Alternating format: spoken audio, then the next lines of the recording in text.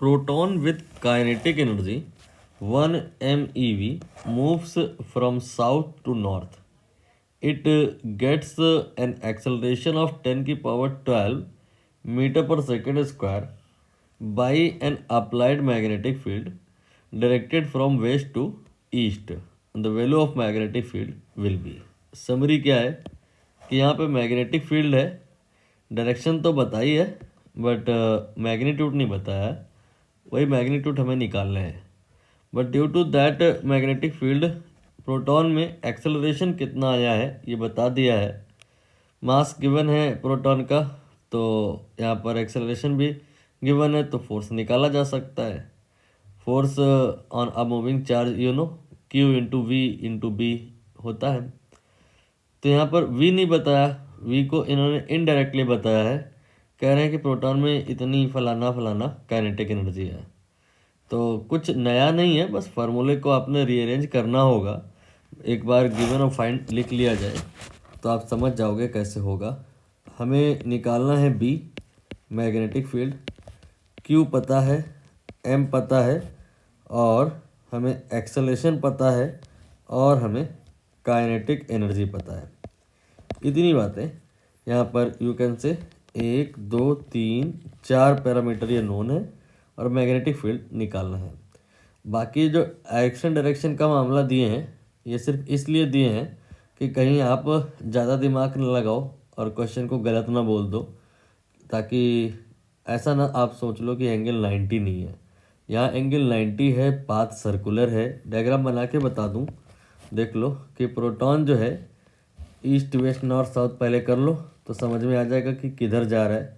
ये सपोज कर लो ईस्ट है, और ये सपोज कर लो वेस्ट है, और ये सपोज करो नॉर्थ है, ये साउथ है। तो अभी रीडिंग करो, शुरुआत में ही लिखा है कि साउथ से नॉर्थ को जा रहा है। ये आपका हो गया वेलोसिटी का डायरेक्शन। नाउ मैग्नेटिक फील्ड का डायरेक्शन आप बार चेक करो। ये कह रहे हैं वेस्ट टू ईस्ट, इधर से इधर को। तो यहाँ पर मैंने मैग्नेटिक फील्ड का डायरेक्शन बनाया, और अब आपको दिख गया साफ साफ कि एंगल यहाँ पे कितना है, 90 है। तो जो फोर्स होगा मैग्नेटिक फोर्स वो QVB साइन 90 यानी कि 1, ठीक है। और आप यहाँ पर इस QVB को MA के बराबर कर सकते हैं। वो तो फोर्स कोई सा भी हो, ऑलवेज MA के बराबर किया जा सकता है। तो अगर हमको V पता हो और Q और B और M ये सब पता हो, तो फिर यहाँ पर क्या है कि A निकल आएगा। इन्होंने V सीधे सीधे दिया ही नहीं है, इन्होंने V को इनडायरेक्ट वे में दिया है, काइनेटिक एनर्जी बता दिया है KE। इससे हम ओनली अगर K लिखें तो K जो होता है वो हाफ mv² के बराबर होता है। तो यहाँ से हम लोग K की वैल्यू रख करके, M की वैल्यू रख करके V निकाल सकते हैं और एक नया फार्मूला बना सकते हैं। तो इस फार्मूले में चाहे तो हम सब्स्टिट्यूशन रख करके नया फार्मूला बना लें, और या फिर काहे इतना सरदर्द पालें, हम इस फार्मूले में वैल्यू रख लें और V निकाल लें। ये आसान इसलिए ज़्यादा पड़ जाएगा क्योंकि चीज़ें यहीं पर कैंसिल हो रही हैं। कभी कभी जब अगर यहीं पर कैलकुलेशन इजी ना हो, इस फार्मूले में रखने के बाद मुझे दिख रहा है ना, मैंने मन में ही वैल्यूज़ रखी हैं K की और M की, तो देख पा रहा हूँ मैं कि 1.6 जैसा कुछ है, यहाँ पे ही कैंसिल हो जाएगा। इसलिए मैं यहीं पर रख करके V को निकालने ले रहा हूँ। हालांकि मुझे तो याद है कि 1 इलेक्ट्रॉन वोल्ट का जो होता है इलेक्ट्रॉन, उसकी स्पीड ये कितनी होती है, वो होती है 6 × 10⁵ मीटर पर सेकंड। और इतनी इलेक्ट्रॉन वोल्ट का अगर प्रोटॉन हो तो उसकी जो स्पीड होती है वो होती है √2 × 10⁴ मीटर पर सेकंड। ये 1 मेगा इलेक्ट्रॉन वोल्ट का है, तो यहाँ पे बस 10⁶ मेगा की वजह से होता है ना, और हाफ mv² में V का स्क्वायर होता है, तो डबल इफेक्ट आएगा, यानी कि यहाँ पर 10⁶ जो है इसकी वजह से यहाँ पर 3 जुड़ जाएगा। ये यहाँ पर मैंने ऐसे ही निकाल लिया, लेकिन ये तरीका आप समझ नहीं पाओगे, इसलिए इसको आप दूर करो। मैं यहाँ जो कह रहा था उस पर ही रीडिस्कस करता हूँ कि यहाँ पर काइनेटिक एनर्जी के फार्मूले से हम निसंदेह v को निकाल करके यहाँ रख करके एक नया फार्मूला बना सकते हैं। वो गलत नहीं होगा, लेकिन हम नया कोई फार्मूला बनाने में यहाँ इंटरेस्टेड नहीं है, क्योंकि कोई वहाँ से एक तो रॉकेट साइंस नहीं आने वाली है, और दूसरी बात ये कि यहाँ पर अगर हम वैल्यू रख दें तो कैलकुलेशन यहीं पर आसान हो जा रही है। जब कैलकुलेशन इंटरमीडिएट स्टेप पे आसान अगर नहीं हो पा रही हो तो फिर हमको क्या करना होता है, कहानी को लास्ट तक ले जाते हैं वेरिएबल्स के टर्म में और बाद में फिर वैल्यूज़ रखते हैं तो आसान हो जाती है। तो यहाँ पर हमको वेरिएबल्स को छाती में ढोने की ज़रूरत नहीं है, यहीं पर वैल्यूज़ को रख करके आप v निकाल लो। के आपका 1 MeV है, इसे आप 1.6 इंटू 10⁻⁻13 जूल में लिखा है मैंने, लिख सकते हैं। देन हाफ, और जो m है यानी कि मास ऑफ प्रोटॉन, ये हो जाएगा 1.6 into 10⁻⁻27 and then multiplied by v²। ये आपका 1.6 कैंसिल हो गया। v का जो वैल्यू आएगा v² का पहले निकालो, ये आएगा 2 एंड देन 27 - 13, ये कितना हो जाएगा? 27 20 के ऊपर बात करें तो 7 और 20 के नीचे बात करें तो फिर से 7, तो ये 14 हो गया। तो v की वैल्यू आ गई √2 and then multiplied by 10⁻7 metre पर सेकेंड। यहाँ पर देखो मैंने वही कहा भी था वो, लेकिन आपको तरीका समझ में आया नहीं होगा बिल्कुल। अब यहाँ पर v हमें नोन हो गया है, ये सर दर्द ख़त्म हुआ।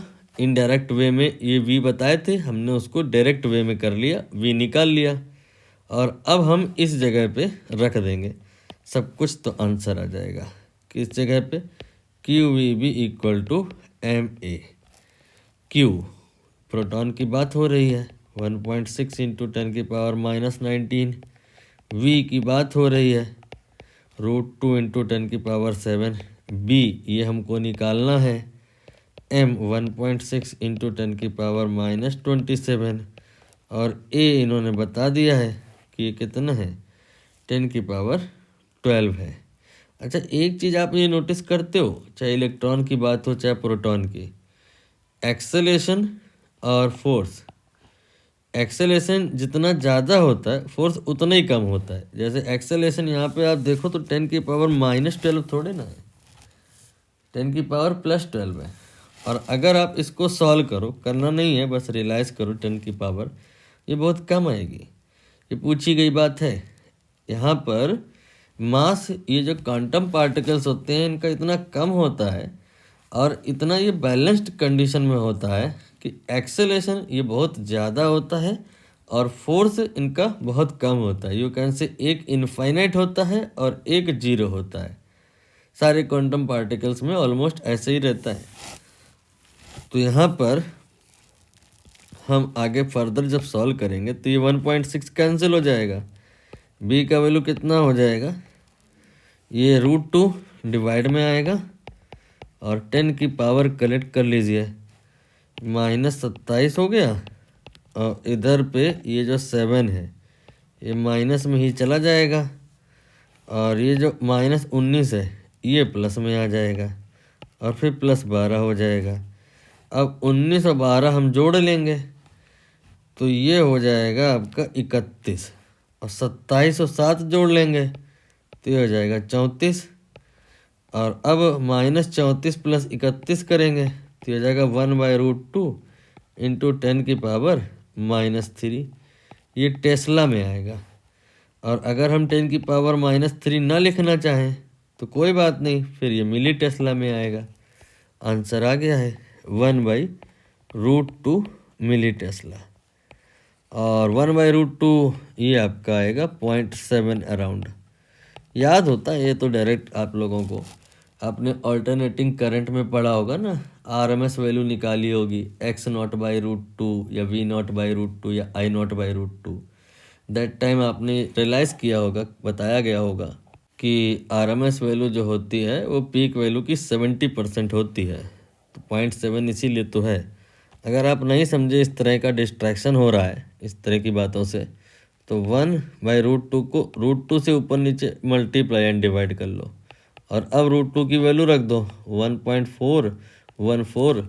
मैंने ओनली 1.4 लिया है, अप्रॉक्सीमेट निकाल रहे हैं, तो 1.4/2 ये 0.7 आ जाएगा।